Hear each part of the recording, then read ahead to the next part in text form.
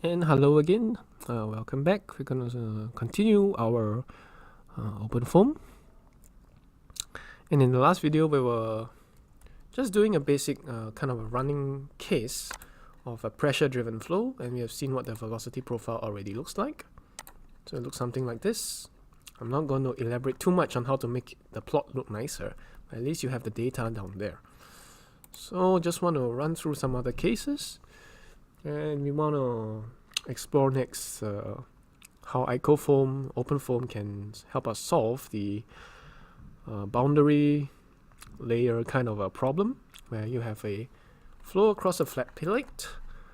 Okay, so you have a flat plate here, for example, and then the velocity here, as it enters, there'll be a flow at the free stream with a velocity of u infinity. Okay, it doesn't mean infinite velocity, it just means free stream velocity. And then it will come into a flat plate, and then somehow there will be a boundary layer that starts to form over here because the velocity is in contact. Okay, let me try and draw.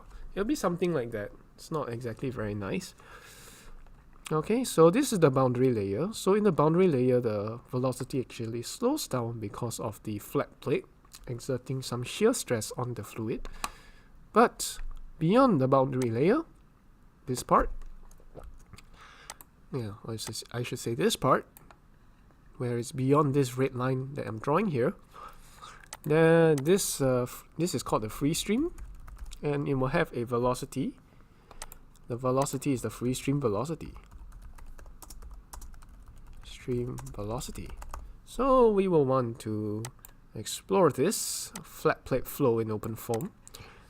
So, we were last at the parallel plate pressure driven flow.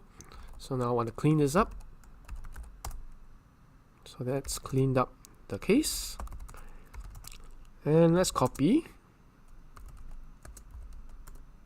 pressure driven pressure parallel plate. Then we want to have a boundary layer or flat plate. So we have a flat plate case. So let's go in and let's go into the run file, because first thing first, before we start changing the conditions, we want to check our script to see whether we can use a similar script here. So the block mesh and IcoFoam are pretty much the same, but we want to name the file that we are looking for, maybe something different, not pressure, parallel plate, whatever. We'll want to name it, say, flat plate. Oops, flat plate. Flat plate dot foam, and save that file. So ls, that should be done. So let's check our boundary conditions this time, because we're going to change it. Now obviously, if you're comparing to the last one, you'll notice that the top so-called plate has disappeared. So it's a free stream now. So how do we ensure it's a free stream? And yeah, how do we make sure that it's this free stream? And of course, to the left, we notice our u velocity profile. It's going positive in the x direction. Over here, it's you kind of leave it alone. Here is over the bottom, it's a no slip. Now this diagram's getting a little messy, so I'll just hop on straight in to the initial conditions. So let's do this systematically, one at a time. Go to the u velocity profile first.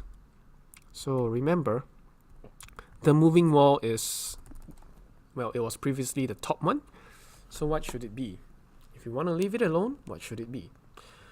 Well, the first thing first we want to know is that the boundary condition we want to use if we want to so-called leave things alone is called zero gradient.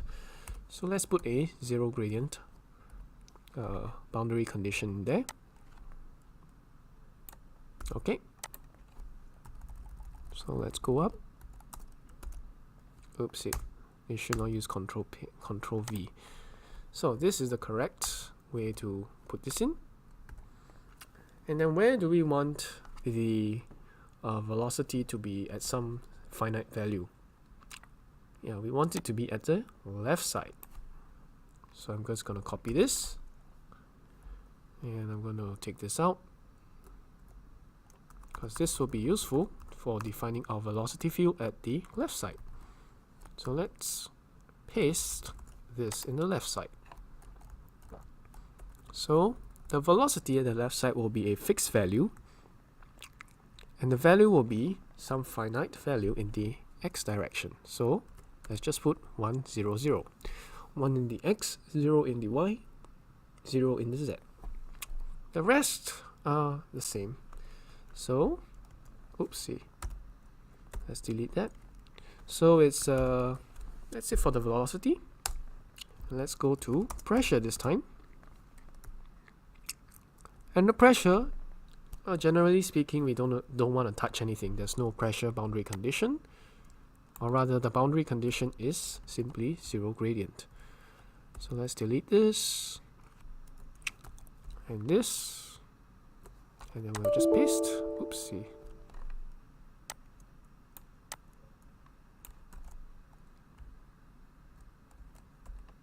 Insert, paste. Okay. Okay, and tap. I'll just delete this and type 0 gradient. Let's type in 0 gradient in the type field. 0 gradient. And exit with a WQ, colon WQ again. And let's try running to see whether we get what we want. So we'll run our run script. Okay, so it looks like we have an error. It says ill-defined primitive entry starting at keyword A on line 50. This is what the error diagnostic is. Okay, maybe there's a typo there. Let's go. Good thing about this is that it helps us to see what our errors are. So you see that?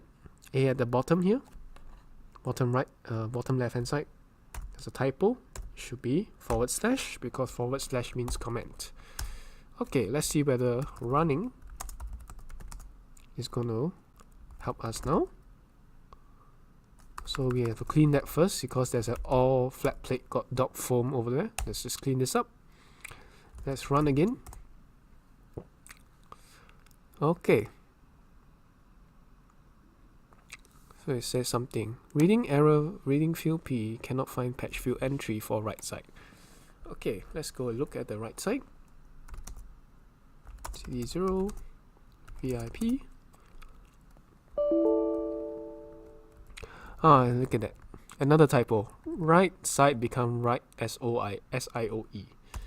Let's go, right side. Okay, so many typo. So many typos. Alright. All clean. And run. Now it seems to be running correctly. Fingers crossed everything will be alright. And let's go to, yep, this one where we look for, I think we just do a reload.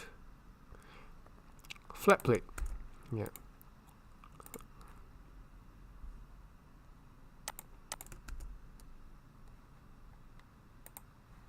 Let's take a look at the flat plate case. So I'm gonna go up one. Flat plate. Flat plate dot foam is here.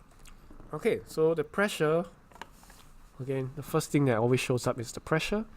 So like the bottom left hand side seems to have a pressure spike, but everywhere else it's like negligible, so to speak, or something like that. Okay, so the pressure field are not really concerned. More concerning is the velocity field. Can we look at that? Looks beautiful. Now, so to speak, we have this boundary layer. So we can take a look what the colors actually are. And here we actually see some kind of a boundary layer forming. And you look in the center, the shade of red seems to be a little darker than normal. It means that the velocity here is slightly faster, slightly faster than, let's say, the initial inlet condition. So it's sort of like a flat plate flow situation, but it's not exactly the same, because usually at the infinite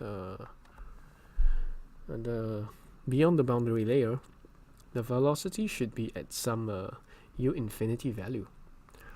But this is well, a first step in that direction. And let's look at the velocity profile as usual.